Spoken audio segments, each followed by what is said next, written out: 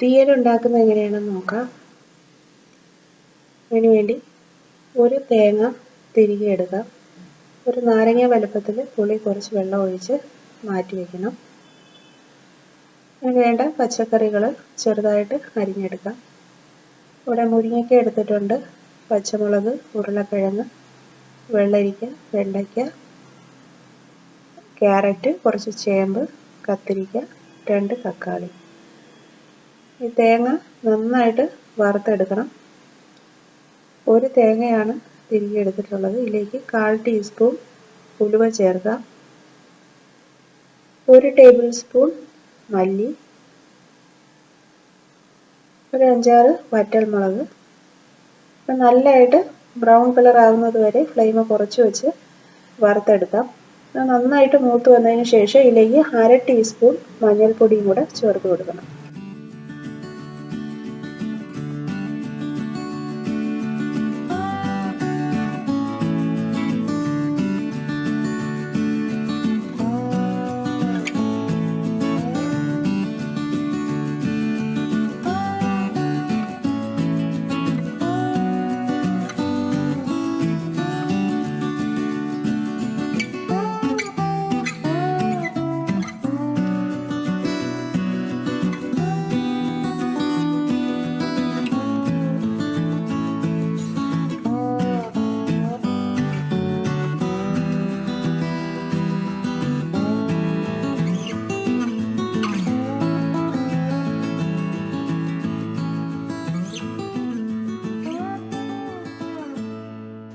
ഈ തേങ്ങ വറുത്തെടുക്കുന്ന സമയം കൊണ്ട് തന്നെ അടുപ്പിൽ ഒരു ചട്ടി വെച്ച് 1.5 ടേബിൾ സ്പൂൺ എണ്ണ ഒഴിച്ച് പച്ചക്കറികളെല്ലാം ഇട്ട് ആവശ്യത്തിന് ഉപ്പും ഇട്ട് നന്നായിട്ട് ഇളക്കി യോജിപ്പിച്ച് അടച്ചു വയ്ക്കാം.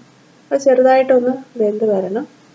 ഈ തേങ്ങ വറുത്തെടുക്കുന്ന സമയം കൊണ്ട് അത് നന്നായിട്ടൊന്ന് ചെറുതായിട്ടൊന്ന് വെന്ത് കിട്ടും. പിന്നീട് ഈ അരച്ചെടുത്ത അരപ്പും പുളിവെള്ളവും ഉപ്പും ഒഴിച്ച് വേവിച്ചെടുക്കാം.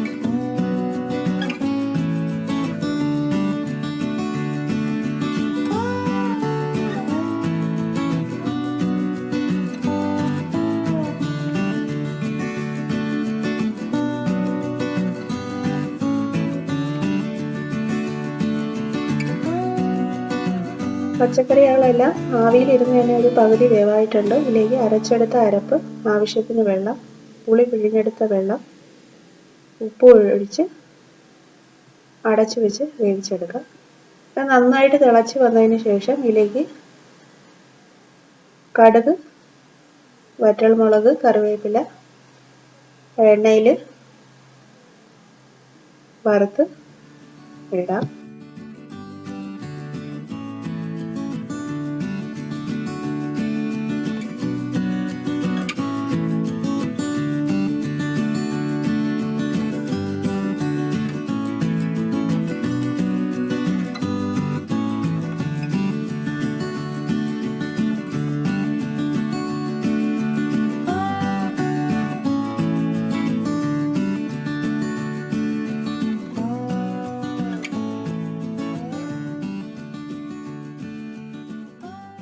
കറി നന്നായിട്ട് തിളച്ചിട്ടുണ്ട്. കഷ്ണങ്ങളൊക്കെ പാകത്തിന് വെന്ത് നന്നായിട്ട് കുറുക്കി വന്നിട്ടുണ്ട്. ഇതിലേക്ക് കടുക് വറുക്കാനായിട്ട് 2 ടേബിൾ സ്പൂൺ വെളിച്ചെണ്ണ ഒഴിച്ച് നന്നായിട്ട് ചൂടായതിനു ശേഷം ഇതിലേക്ക് 1/2 ടീസ്പൂൺ കടുക് ഇട്ട് കൊടുക്കുക.